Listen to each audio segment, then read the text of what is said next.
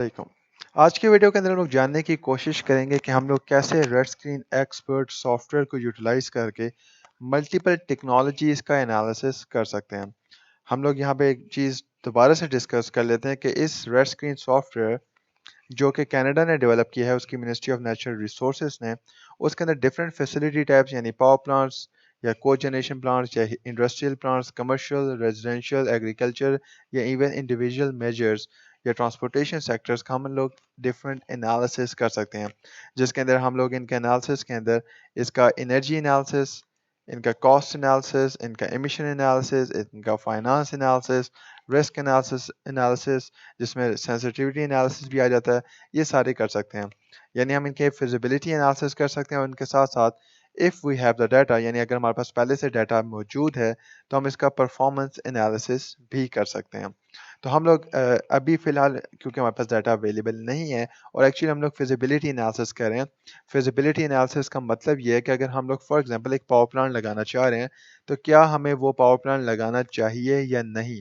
और for example वो power plant मैं लाहौर में लगा रहा हूँ एक सोलर प्लांट 1 मेगावाट का, या वही प्लांट अगर 1 मेगावाट का मैं इस्लामाबाद में लगा लूँ या क्वेटा में लगा लूँ या कहीं और लगा लूँ, तो वहाँ पे लगाना चाहिए या नहीं लगाना चाहिए, किस-किस फैक्टर के ऊपर वो डिपेंड कर रहा होता है, या हम किस तरह उसका कॉस्ट एनालिसिस कर रहे होते हैं, जिसकी बेस पे हमें पता चलता है क्या ये हमें फ़ायदा देगा या नुकसान देगा या कितने अरसे में अपनी कॉस्ट को रिकवर करेगा, वो एनालिसिस इसमें हम लोग कर सकते हैं, रियल टाइम एनालिसिस।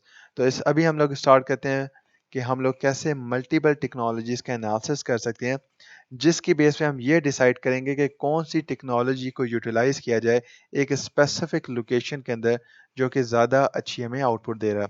तो हम स्टार्ट करेंगे वर्चुअल एनर्जी एनालाइज़र के साथ।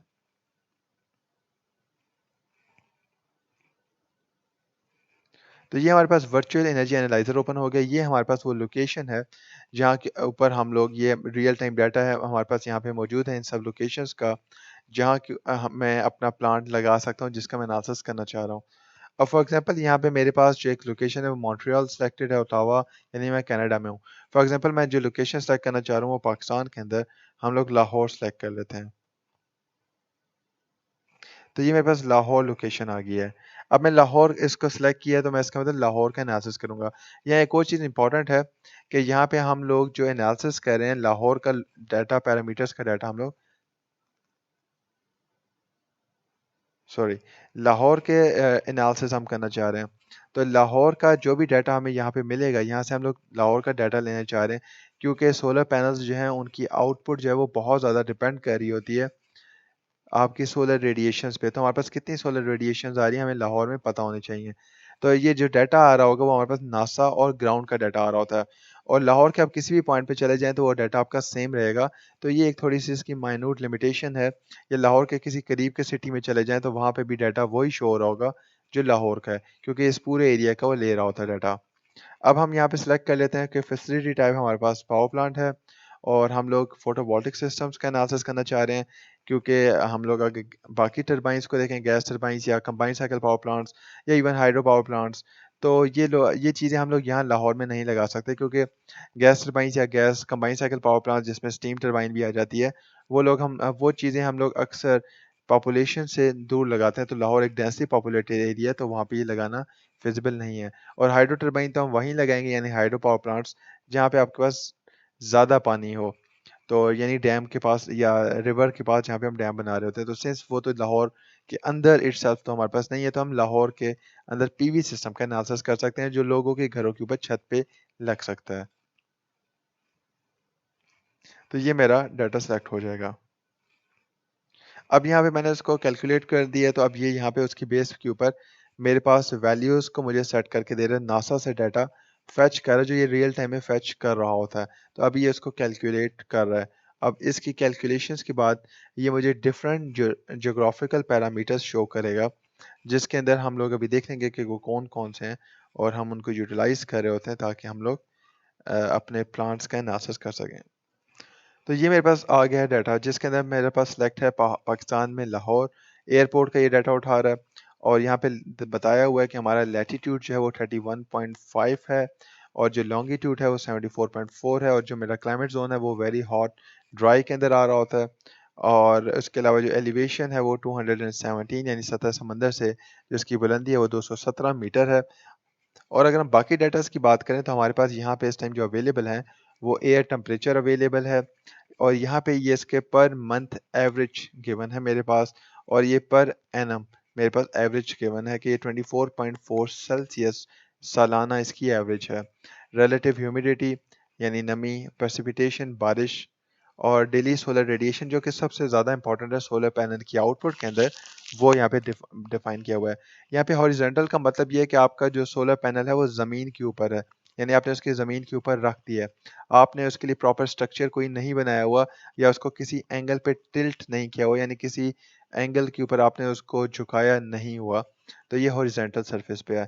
तो ये मेरे पास पर एनम जो एवरेज आ रही है वो 4.68 है, और ये सारी एवरेजेस आ रही हैं पर मंथ की, और मैं इसको जज कर रहा हूँ इन किलोवाट और पर मीटर स्क्वायर पर डे के अंदर। मैं इसको मेगा जूल्स पर मीटर स्क्वायर पर डे के अंदर भी कैलकुलेट कर सकता हूँ। तो ये मेरे पास 16.85 की एवरेज शो कर रहा है। इसके अलावा मेरे पास एटमॉस्फेरिक प्रेशर भी है, विंड स्पीड भी है, अर्थ टेम्परेचर भी है। ये सारे पैरामीटर्स जो सोलर पैनल्स की आउटपुट के अंदर कोई ना कोई रोल ज़रूर प्ले कर रहे होते हैं। फॉर एग्जांपल सोलर रेडिएशंस तो डायरेक्ट वो फोटॉन्स की हम बात कर रहे हैं जो कि मेरे सोलर सेल्स के ऊपर स्ट्राइक करेंगे, जिसकी वजह से जो इलेक्ट्रॉन्स है उसके अंदर हैं वो वैलेंस बैंड से कंडक्शन बैंड में चले जाते हैं, और हमारे पास करंट फ्लो होता है, जिसकी वजह से यानी करंट प्रोड्यूस होता है, और हमारा लोड यानी घर के पंखे लाइट्स वगैरह चलना शुरू हो जाती हैं। प्रेसिपिटेशन बारिश है, अगर बारिश ज़्यादा है हो रही है या बादल ज़्यादा हैं, या इस एरिया में अगर बारिश ज़्यादा होती है, फॉर एग्जांपल यहाँ 1.78 पर मिलीमीटर है पर ईयर का, तो अगर ये ज़्यादा हो रही है किसी लोकेशन के अंदर तो वहाँ पे हम नहीं लगा सकते। उसकी एक वजह ये है कि अक्सर तो अगर बारिश हो रही है तो वो सोलर पैनल्स जो हैं वो आउटपुट दे ही नहीं रहे, तो हमारे पास ये फ़ायदा नहीं है। ह्यूमिडिटी का भी बहुत ज़्यादा इफेक्ट है, नमी है। आपके पास वैसे एक पॉइंट है कि सोलर पैनल्स का एक टेम्परेचर है, एक टेम्परेचर रेंज जिसके अंदर वो बहुत अच्छी ऑपरेट कर रहे होते हैं। एयर टेम्परेचर भी उसके अंदर लाई कर रहा होता है। अगर आपका टेम्परेचर उस लिमिट से ज़्यादा एक्सीड कर जाता है या उस लिमिट से कम हो जाता है तो सोलर पैनल्स की एफिशिएंसी सफ़र करती है, जो कि हम आगे देख लेंगे। विंड स्पीड बहुत ज़्यादा मैटर करती है, क्योंकि विंड की वजह से आपके पास जो डिफरेंट आपके पास डस्ट या पोल्यूशन है, वो सोलर पैनल्स की सरफेस पे आ जाते हैं। अगर वो उसकी सरफेस पे आ जाते हैं तो सोलर पैनल्स सही तरीके से सोलर रेडिएशन यानी फोटॉन्स को एब्जॉर्ब नहीं कर पाता, और उसकी आउटपुट कम हो जाती है। तो यहाँ पे ये सारे पैरामीटर्स रोल प्ले कर रहे होते हैं। यहाँ पे हमारे पास daily solar radiations in kilowatt hour per metre square पर डे, जो कि मंथली एवरेज है, और यहाँ पे एयर टेम्परेचर की भी मंथली एवरेज मेरे पास शो की हुई है। ये जो मेरे पास ग्रीन कलर की लाइन है ये मेरे पास एयर टेम्परेचर शो कर रही है, और ब्लू कलर की बार्स जो हैं वो मेरे पास डेली सोलर रेडिएशन शो कर रहे हैं। मैं यहाँ पे किसी भी दो चीज़ों को आपस में प्लॉट करके देख सकता हूँ, और उसका एनालिसिस अगर करना चाहूँ फॉर एग्जांपल किसी रिसर्च के अंदर, तो ये मैं कर सकता हूँ, जिससे यहाँ पे मेरे पास ऑप्शंस शो हो रहे हैं। तो ये इसका एक बहुत बड़ा एडवांटेज भी है। अब यहाँ से हम चले जाते हैं फैसिलिटी की तरफ। फैसिलिटी के अंदर हमारे पास यहाँ पे जो आ रहा है वो है ये है कि मेरे पास पावर प्लांट फैसिलिटी है, और यहाँ पे उसका आप देख सकते हैं कि शो भी किया हुआ है, और टाइप ये फोटोवोल्टिक सिस्टम है, डिस्क्रिप्शन इसकी 10 किलोवाट है, और ये प्रिपेयर फॉर एग्जांपल किया गया है।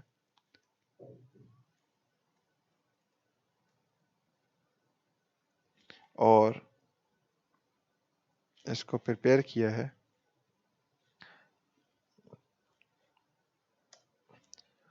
ठीक है, और यहाँ पे हम लोग इसका एड्रेस भी लिख सकते हैं, सिटी प्रोविंस वगैरह जहाँ पे हम लगाना चाह रहे हैं। तो हम नेक्स्ट इंपॉर्टेंट चीज़ के ऊपर चलते हैं, वो है हमारे पास एनर्जी, जिसके अंदर हमारे पास यहाँ पे लिखा रहा है कि हमने फोटोवोल्टिक सिस्टम 10 किलोवाट का सिलेक्ट किया हुआ है। अगर मैं यहाँ पे फोटोवोल्टिक सिस्टम 10 किलोवाट है मेरे पास, अगर मैं फॉर एग्जांपल इसको मोनो यहाँ पे हम लोग यूज़ करेंगे, तो मैं इसका नाम मोनो कर लेता हूँ, मोनो क्रिस्टलाइन सोलर पैनल्स। और यहाँ पे अगर अपने सिस्टम की रेटिंग्स चेंज करना चाहूँ, मतलब मैं 10 किलोवाट का एनालिसिस कर रहा हूँ, और फॉर एग्जांपल मेरा सोलर पैनल जो है वो सपोज 1 मेगावाट का है, या 3 किलोवाट का घर के ऊपर लगा हुआ, या 5 किलोवाट का, तो वो रेटिंग भी मैं यहाँ पे चेंज कर सकता हूँ। तो फॉर एग्जांपल मैं इसको यहाँ पे 5 किलोवाट कर लेता हूँ, तो 5000 वाट्स के अंदर मैं सेलेक्ट कर लिया। इसको किलोवाट मेगावाट किसी के अंदर भी मैं चेंज कर सकता हूँ। यहाँ पे मेरे पास different type of solar panels जो कि रियल टाइम एग्जिस्ट कर रहे होते हैं, उनका डाटा शीट अवेलेबल है। वहाँ से मैं सेलेक्ट कर सकता हूँ कि मैं कौन सी टाइप का सोलर पैनल यूज़ करना चाहूँ, मैं एस्ट्रो एनर्जी का, या बीपी सोलर्स, कैनेडियन सोलर्स जो ज़्यादा यूज़ हो रहे हैं हमारे पास, मैं यहाँ से सेलेक्ट कर सकता हूँ। फॉर एग्जाम्पल हम लोग यहाँ पे सन पावर का यूज़ कर लेते हैं। अब सन पावर मैंने एक कंपनी सेलेक्ट की है। अब मेरे पास सन पावर की different types of solar panels available हैं और आप देख सकते हैं राइट लेफ्ट साइड पे लिखा हुआ है मोनो। इसका मतलब ये सारे मोनो क्रिस्टलाइन सोलर पैनल्स मेरे पास मौजूद हैं। फॉर एग्जांपल मैं इसका फर्स्ट ही सिलेक्ट कर लेता हूँ, एक रैंडम सिलेक्ट कर लेता हूँ। तो इसका हर पैनल जो है वो 310 वाट्स का है और अगर मैं 310 वाट्स के 50 पैनल लगाता हूँ तो ये 15,500 किलोवाट या 500 वाट का सॉरी सिस्टम बन रहा है और इसकी जो एफिशिएंसी है वो 19.3% है। तो फॉर एग्जांपल मैं जो एनालिसिस करना चाह रहा हूँ वो 5 किलोवाट का करना चाह रहा हूँ। तो मैं इसको रिड्यूस कर लेता हूँ नंबर ऑफ यूनिट्स। तो अगर मैं 16 यूनिट्स लगाऊं तो ये 4960 वाट्स का बनेगा। तो हम इसको सिलेक्ट कर लेते हैं और यहाँ पे हम लोग के पास ऑप्शन है नीचे सिलेक्ट करने का, तो मैं इसको यहाँ पे सिलेक्ट कर लेता हूँ पेस्ट डाटा। तो मेरे पास सन पावर का एक सिस्टम आ चुका है 19.3% एफिशिएंट के साथ, जिसके जो लॉसेस हैं सिस्टम के, जो एजिंग इफेक्ट की वजह से या जियोग्राफिकल लोकेशन की वजह से भी हम कुछ ऐड कर रहे होते हैं, जो कि डाटा शीट के अंदर ही प्रोवाइडेड होते हैं। मैन्युफैक्चरर आपको प्रोवाइड कर रहा होता है जो कि 2 या 3 पेजेस की होती है, वहाँ पे अवेलेबल होता है। फॉर एग्जांपल मैं इसको 20% कर लेता हूँ, इसको रैंडम सेलेक्ट कर लेते हैं। इसको किस तरह सेलेक्ट करना है वो रीजंस हम नेक्स्ट वीडियो के अंदर कवर कर लेंगे।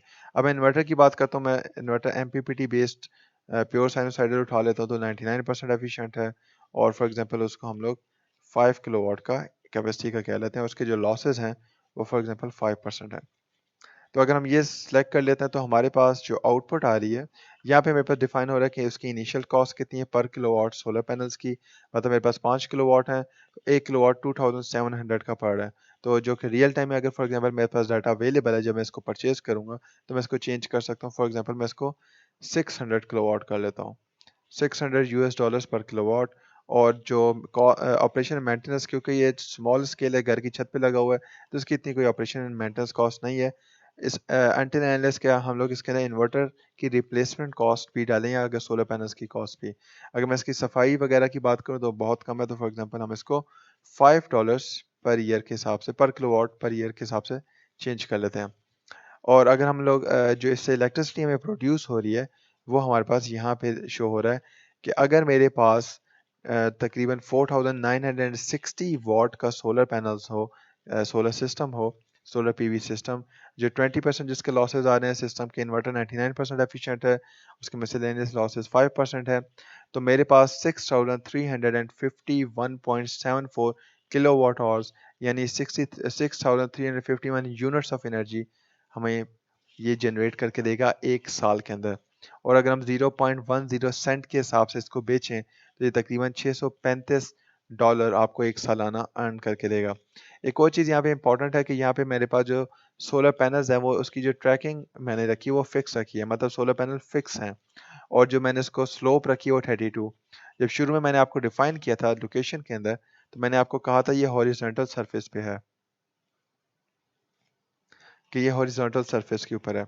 लेकिन एनर्जी के अंदर हमने इसको जो स्लोप है वो उसके लैटिट्यूड की इक्विवेलेंट यानी 32 पे दे दिया है, क्योंकि 32 पे इसके सिस्टम के आउटपुट पे बहुत ज़्यादा इफेक्ट आ रहा होता है,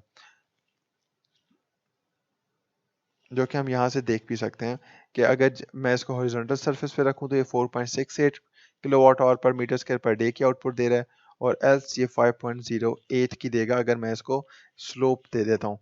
तो यानी इसकी इंक्रीज हो चुकी है आउटपुट, यानी ये जो सोलर रेडिएशंस को रिसीव हो रही है इसकी सरफेस पे वो इंक्रीज हो चुके हैं। तो इस तरह मेरे पास एक सिस्टम यानी एक टेक्नोलॉजी का मैंने एनालिसिस कर लिया। अब मैं चाहता हूँ इसी लोकेशन पे एक और टेक्नोलॉजी, यानी यहाँ पे मैंने मोनोक्रिस्टलाइन यूज़ किया है तो मैं पॉलीक्रिस्टलाइन यूज़ कर लेता हूँ और मैं दोनों का कंपैरिजन कर लेता हूँ। तो यहाँ पे जाके मैं एक सेलेक्ट करूँगा न्यू फोटोवोल्टिक सिस्टम। तो ये मेरे पास न्यू फोटोवोल्टिक सिस्टम आ चुका है। अब फॉर एग्जांपल इसको हम लोग कर लेते हैं पॉली। ये फिक्स्ड है, इसका भी हम लाहौर में लगा रहे हैं तो 32 डिग्री के स्लोप रख लेते हैं इसका भी। और यहाँ से हम लोग चेंज कर लेते हैं कि ये पॉली सिस्टम है और यहाँ से वंस अगेन हम लोग सेलेक्ट कर लेते हैं। फॉर एग्जांपल मैं इसको एस्ट्रो एनर्जी का ही रख लेता हूँ और ये पॉली है, मेड इन जर्मनी है, ये 240 वाट का है एक। और हम लोग इसको भी 5 किलो वाट के आसपास का सिस्टम को सिलेक्ट कर लेते हैं। ये मैं 5.04 का रख रहा हूँ, वो 4.980 था, तो इतना ज़्यादा फ़र्क वैसे नहीं है। तो हम लोग इसको सेलेक्ट कर लेते हैं क्योंकि एग्जैक्टली उसी वैल्यू का तो मिलना मुश्किल है, क्योंकि वो मोनो क्रिस्टलाइन था, ये पॉली। और इसकी 14.67% एफिशिएंसी है, इसको हम ज़ीरो कर लेते हैं। उसके 20% लॉसेस थे, तो लॉसेस हम दोनों के सेम कर लेते हैं। और इन्वर्टर भी इसको हम लोग वही सेम इन्वर्टर दे देते हैं और इसकी कैपेसिटी हम लोग 5 किलोवाट ही रख लेते हैं। उसके जो लॉसेस थे वो 3% ही। और इसकी जो इनिशियल कॉस्ट हमें पता है उसकी निस्बत कम होती है, तो रैंडम क्योंकि हमें एग्जैक्ट वैल्यूज नहीं है तो 500 और इसकी operation maintenance cost $10 same it is वैसे ही रख लेते हैं। तो हम लोग देख सकते हैं कि यहाँ पे शो हो रहा है कि ये एक साल के अंदर तकरीबन 6590 आपको यूनिट्स ऑफ एनर्जी प्रोड्यूस करके देगा अगर मैं पॉली क्रिस्टलाइन रख लेता हूँ। और यहाँ से मैं इसको कंपेयर कर लेता हूँ अपने मोनो क्रिस्टलाइन के साथ, जिसकी एफिशिएंसी बेहतर है और इसकी जो एक्चुअली जो यूनिट्स जो मैंने लगाए हुए हैं या कैपेसिटी है वो उससे कम है, लेकिन स्टिल ये 6352 दे रहा है और वो उससे ज़्यादा है। तो तकरीबन तो इसकी वजह से वो जो आउटपुट हमें दे रहा है वो तकरीबन 6590 दे रहा है क्योंकि इसका साइज़ ज़्यादा है। लेकिन ऑलमोस्ट अगर आप इसको कंपेयर करें तो मोनो क्रिस्टलाइन वो कम वैल्यू का होके भी ऑलमोस्ट उतनी ही आउटपुट दे रहा है जितनी ये दे रहा है। ये इसकी निस्बत वो उसकी निस्बत एफिशिएंसी में काफ़ी सॉरी जो कैपेसिटी है उसमें कम है। अब हम इन दोनों का कंपैरिजन अगर करना चाहें फॉर एग्जांपल, तो यहाँ से हम कंपैरिजन कर सकते हैं। जो मोनो क्रिस्टलाइन सोलर पैनल्स हैं, अगर मैं उसके फाइनेंस के अंदर जाऊँ इन दोनों के इंडिविजुअली, तो मैंने ये फाइनेंस के पहले से ही कुछ पैरामीटर एडजस्ट हुए हुए हैं, तो हम इनके पैरामीटर्स को सेम इट इज़ रख लेते हैं। मतलब आपको रियल टाइम में fuel cost escalation rate, inflation rate, discount rate find out करने पड़ते हैं जो कंट्री टू कंट्री वेरी कर रहे होते हैं। और डिस्काउंट इंसेंटिव्स अगर आपको कोई मिले हैं, मतलब आपको कोई गवर्नमेंट की तरफ से सब्सिडी मिली है वगैरह फॉर एग्जांपल, तो वो भी हम इंक्लूड कर लेते हैं। क्या ये आपने कर्जा लेके प्रोजेक्ट स्टार्ट किया है, या अगर कर्जा लेके नहीं किया तो उसको हम ज़ीरो कर लेते हैं। और अगर आपने कर्जा लिया तो जितना परसेंट इसका कर्जा लिया है, इसकी टोटल कॉस्ट जो 5496 बनती है, फॉर एग्जांपल आपने 50% कर्जा लिया है और आपको सालाना 7% का इंक्रीमेंट जो इंटरेस्ट देना पड़ेगा एक्स्ट्रा, और ये जो कर्जा है वो 15 साल के लिए चलेगा, तो इसको फॉर एग्जांपल मैं 10 ईयर्स कर देता हूँ कि 10 साल चलेगा, तो इसके हिसाब से आपको ये सारी कॉस्ट आपका एनालिसिस करके आपको दे देता है। लेकिन अगर हम लोग इसका एनालिसिस करें इन दोनों सिस्टम्स का, तो हमें पता चल रहा है कि अगर हम लोग मोनो क्रिस्टलाइन यूज़ करें तो उसका सिंपल पे बैक ये 4.9 ईयर्स बनता है। पॉली यूज़ करें तो उसका 4.1 बनता है। और दोनों के आउटपुट को कंपेयर करें तो मोनो 6352 दे रहा है और पॉली 6590 दे रहा है। और इनिशियल कॉस्ट भी दोनों की यहाँ पे प्रोवाइडेड है। तो अगर हम यहाँ से जज करें तो जो मोनो क्रिस्टलाइन है उसकी आउटपुट कम है, थोड़ी सी कैपेसिटी कम है स्टिल, लेकिन उसकी इनिशियल कॉस्ट भी बहुत ज़्यादा है। और इसकी आउटपुट्स ये उससे ज़्यादा कैपेसिटी का है पॉली, लेकिन स्टिल उसकी कॉस्ट उसकी निस्बत कम है जो कि रियल टाइम के अंदर हम लोग फाइंड आउट कर सकते हैं। और आउटपुट भी इसकी ज़्यादा है। और हम लोग देख सकते हैं इसका जो पे बैक टाइम है सिंपल वो 4.1 ईयर्स है, जबकि जो मोनो है उसका 4.9 ईयर्स है।